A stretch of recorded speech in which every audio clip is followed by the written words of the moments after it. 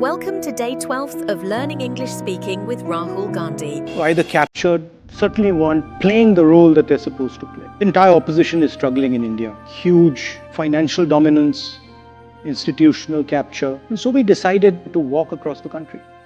Started with about 125 people, and it fundamentally transformed the way we think about our country, about our people, about politics, about what is important. It was the most beautiful experience of my life. We met what I would best describe as the soul of our country. Because we came into contact with a intelligence that we had never seen. Right? And we saw this with farmers, with laborers, with small businessmen, everybody. And so this silence descended on us. And we just sort of stopped talking and started listening. And we heard tales of immense suffering. I was walking, and a young man came and started walking with me. So he had no arms.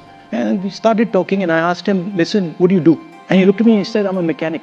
So I said, can I come and see what you do? And he said, yeah. And then he proceeded to take us and show us how he serviced a motorcycle with his feet.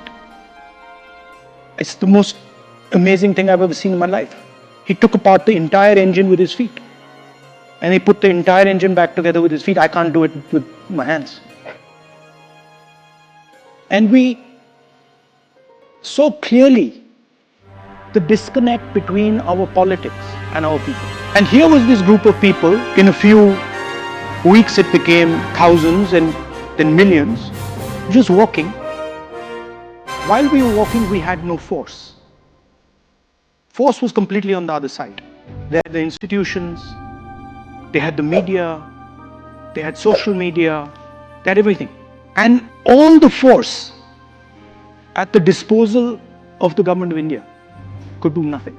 And I realized that force and power are two completely different things. Most people, politicians in particular, confuse force and power, and they think they're the same thing. Power is an act of imagination. Power is in the present. It is not linear. And power comes when you go close to the truth. The reason we could not be stopped by force is because we were weaving around near the truth. And what was really interesting to me was it didn't matter how much force the other side had. They simply could not transfer that force into power. You know, people who ask us, so when are you going to stop? We're like, we're not going to stop, we're going all the way to Kashmir. No, you're not going to be able to go to Kashmir. They told me in Kashmir that, look, if you walk the last 4 days, you're going to get killed. I said, fine, no problem, let them do it. It doesn't matter how much force the other person has. You can still have power. And it is determined by how close you are and how precise you are with regards to the truth. You can see these moments of power versus truth in history. My leader, Mahatma Gandhi, fought the entire British Empire. He had no force. They had all the force, all the structures, the army, everything. Didn't matter. The Declaration of Independence here in the United States, again, a moment of power, a moment of truth. I think there are difficult times, but there are also times of opportunity. I think there are times when acts of true power will resonate and can transform the way we think of ourselves.